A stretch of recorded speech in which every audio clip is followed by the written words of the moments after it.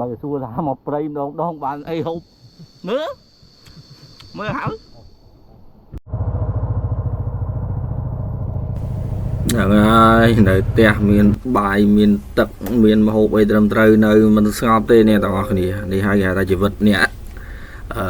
ដើរលេងឬជីវិតអ្នកផ្សងព្រេងណាបាយម្ហូបនៅផ្ទះមានឆ្ងាញ់ដូចជាមិនឆ្ងាញ់ឯនេះម៉ោង2ជាង7:03អីដែលពួកខ្ញុំទៅចេញពីអូក្បាលខ្សាច់ជិះមកកន្លែងទៀតនៅភ្នំតបជាងហ្នឹង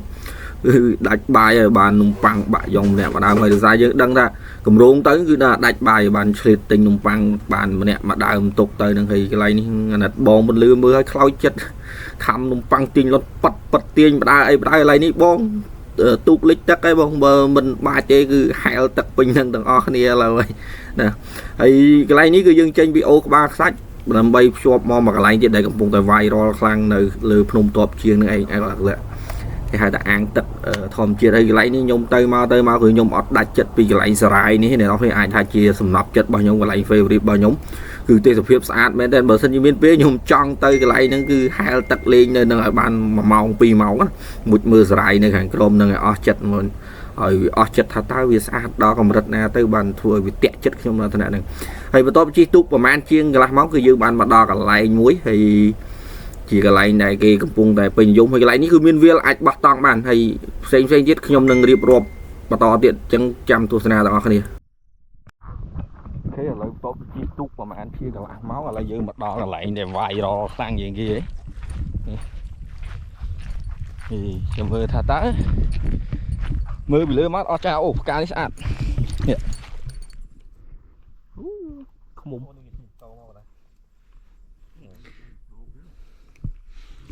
បិទ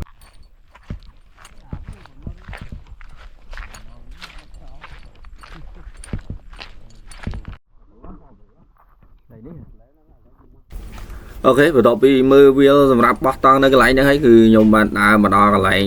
អាងទឹកដែលគេថតទៅមានកូនត្រីមានអីកន្លែងហ្នឹងស្អាតមែនអ្នកនរគ្នាគឺយើងមានថ្មពណ៌មាសនៅខាងក្រោមហ្នឹងដែលចាំងពីផ្ទៃទឹកមកហើយខ្ញុំត្រកក៏មិនបងអង្គយូរជំមុជចូលទៅមើលថាតើវាស្រស់ស្អាតយ៉ាងណាណាហើយនេះខ្ញុំឃើញប្លង់គេថតស្អាតប៉ុន្តែខ្ញុំទៅចាប់ដូចអត់បានគេដូចគេសោះតែខំស្វាស់ស្វែងផងអីផងកន្លែងនេះអកសើមិនដឹងថាគួរតែទៅមុខដូចទៅក្រោយមុនដំបូងចង់ទៅក្រោយប៉ុន្តែស្រាប់តែ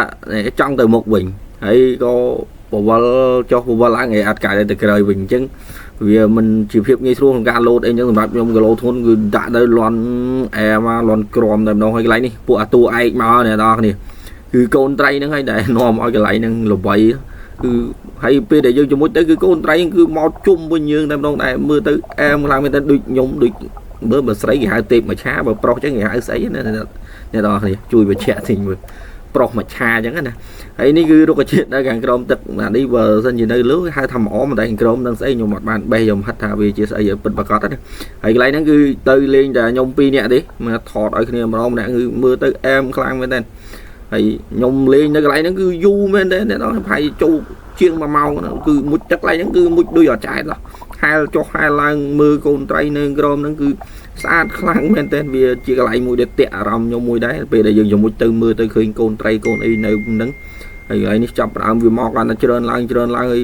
យើងកាន់តែស្ដាយទស្សនវិជ្ជាបែបហ្នឹងក៏នៅលេងនៅហ្នឹងឲ្យបានយូរខ្លាំងមែនតើនិយាយទៅលេងកន្លែងនេះគឺលេងមួយឆ្អែតគេហៅមួយឆ្អែតទឹកណាអ្នកនរគ្នាខ្ញុំក៏ជាមួយបដាថតបដាអញ្ចឹងទៅអញ្ចឹងរីករាយទស្សនាទស្សនវិជ្ជានឹងទាំងអស់គ្នាទៅ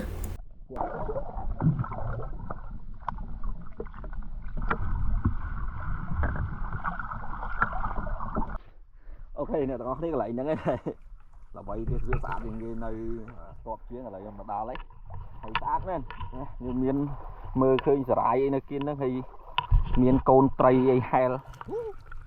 Amazing នេះរីពួកអាទូអីណាកូនត្រីហ្នឹង